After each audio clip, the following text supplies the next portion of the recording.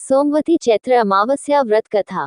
चैत्र अमावस्या को शुभ कार्यों और अनेकों प्रकार के दोषों से मुक्ति पाने के लिए उपयुक्त बताया गया है।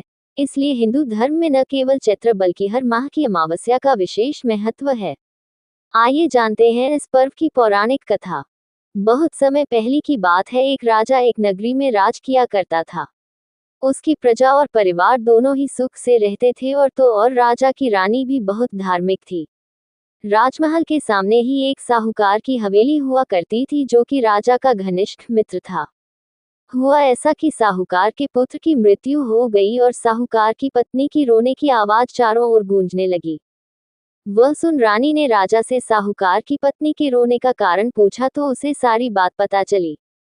तब रानी ने प्रश्न किया कि दुख क्या होता है। इस पर राजा ने कहा कि जब तुम्हारा पुत्र मृत्यु को प्राप्त होगा तब तुम्हें पता चलेगा। ये सुनते ही रानी ने अपने पुत्र को महल से नीचे फेंक दिया, लेकिन भगवान की कृपा से वह बच गया। रानी ने फिर प्रश्न किया कि दुख क्या होता है। तब राजा ने कहा कि वह पड़ोसी राज में युद्ध करने जा रहा है।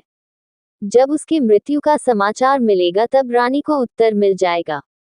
लेकिन रानी अमावस्या का व्रत करती थी, जिसके कारण राजा विजयी होकर लौटा। रानी को उसका उत्तर मिलता ही रह गया तो उसने फिर पूछा, जिसके बाद राजा ने कहा कि अब हम गंगा माँ के दर्शन करने जाएंगे। जब मैं वहां जाकर गंगा नदी में कूद जाऊंगा तब तुम्हें दुख का पता चलेगा।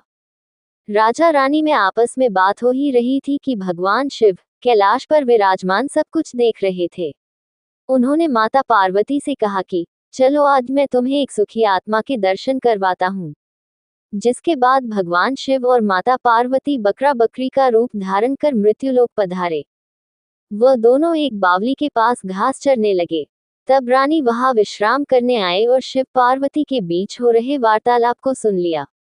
उसने भगवान शिव को माता पार्वती से यह कहते हुए सुन लिया कि रानी अमावस्या का व्रत करती है, इसलिए इसे जीवन में कोई दुख भोगना नहीं पड़ेगा। ये सुनकर रानी सब कुछ समझ गई।